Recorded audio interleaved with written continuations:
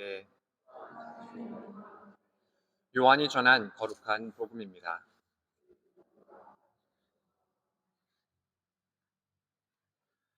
방에서 유다가 나간 뒤에 예수님께서 말씀하셨다. 이제 사람의 아들이 영광스럽게 되었고 또 사람의 아들을 통하여 하느님께서도 영광스럽게 되셨다. 하느님께서 사람의 아들을 통하여 영광스럽게 되셨으면 하느님께서도 몸소 사람의 아들을 영광스럽게 하실 것이다. 이제 곧 그를 영광스럽게 하실 것이다. 얘들아, 내가 너희와 함께 있는 것도 잠시뿐이다. 내가 너희에게 새 계명을 준다. 서로 사랑하여라. 내가 너희를 사랑한 것처럼 너희도 서로 사랑하여라. 너희가 서로 사랑하면 모든 사람이 그것을 보고 너희가 내 제자라는 것을 알게 될 것이다. 주님의 말씀입니다.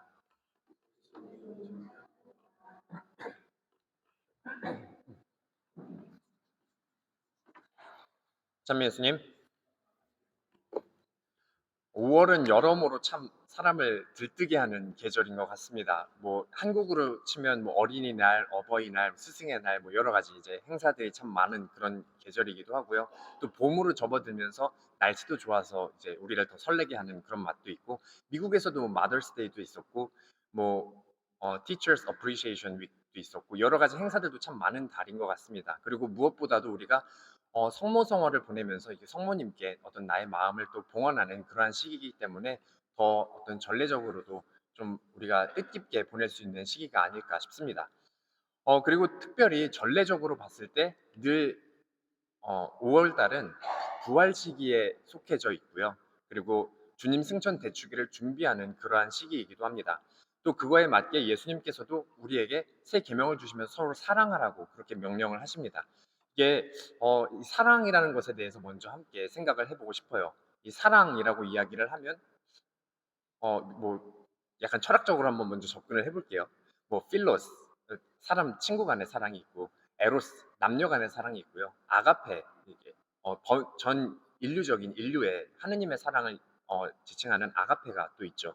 근데 이런 여러 가지 어떤 사랑의 다양한 뭐 철학적으로 들어보든 어떤 다른 여러 가지 분석들을 들어보든 이 사랑이라는 것은 감정의 영역입니다. 어떤 사람 사이에서 일어나는 그 감정에서 시작되는 것이 바로 사랑이죠. 근데 참 재미있는 것은 오늘 복음을 보면 예수님께서 서로 사랑하여라 하고 그것을 계명으로 우리에게 주십니다. 우리가 어떤 의지적으로 해내야 하는 것으로 그렇게 우리의 의지가 가미된 행위로 우리가 꼭 해내야 하는 의무감으로 사랑을 지어주시는 거죠. 그래서 어, 왜 이런 것들을 어떤 감정의 영역에 있는 것을 우리의 의지의 영역으로 가지고 오셨을까 하는 의문을 가지게 됩니다.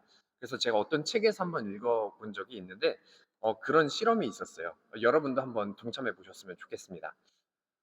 여러분들 혹시 한 명 정도는 이렇게 실생활에 있든 아니면 TV에서 나오는 사람, 뭐 정치인이든 누구든지 간에 싫어하는 사람이 한 명쯤은 있지 않을까요, 다들?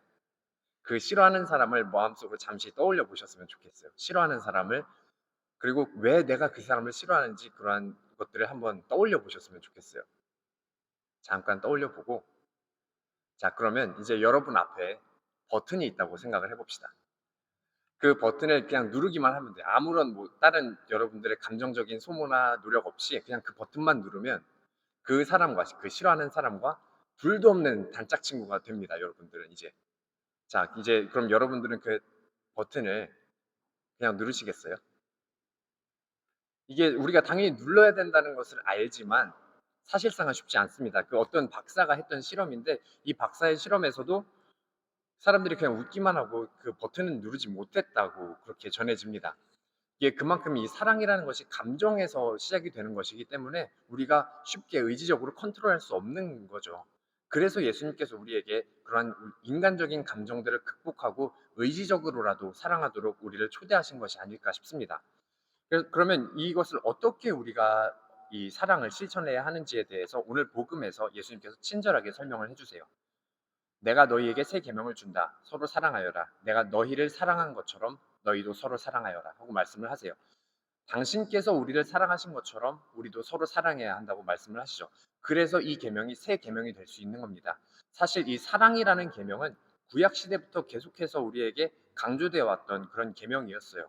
뭐 한 분이신 하나님을 사랑하여라, 이웃을 내 몸같이 사랑해라 하는 그 내용들이 구약의 신명기, 레위기 이런 거에 곳곳에 늘 나와 있습니다. 그런데 새 계명이라고 말씀하시는 것은 예수님께서 내가 너희를 사랑한 것처럼이라는 단서를 붙이셨기 때문에 이 똑같은 사랑이 우리에게 새로운 계명으로 다가올 수 있는 겁니다.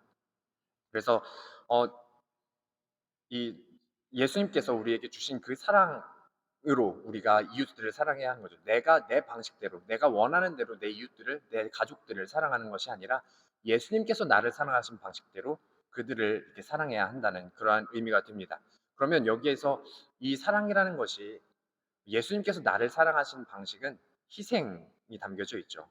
그래서 예수님께서 나를 위해서 희생하시고 돌아가시고 부활하신 그 신비를 내 사랑 안에도 담고서 이웃을 위해서 내가 희생할 수 있는 그런 마음을 가지도록 우리를 초대하시는 게 아닐까 싶어요. 근데 사실 그 사랑 안에는 용서라는 것이 포함이 되어 있죠. 그렇기 때문에 쉽지 않은 일이 사실입니다. 왜냐하면 조금 전에 이야기했던 것처럼 내가 싫어하는 사람을 용서하는 게 그만큼 쉬운 일은 아니잖아요. 그 쉬운 거였으면 애초에 싫어하지도 않았겠죠.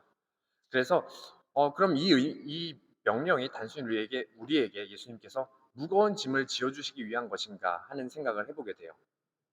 그래서 이 말을 잘 뜯어보면 내가 너희를 사랑한 것처럼 너희도 사랑하여라.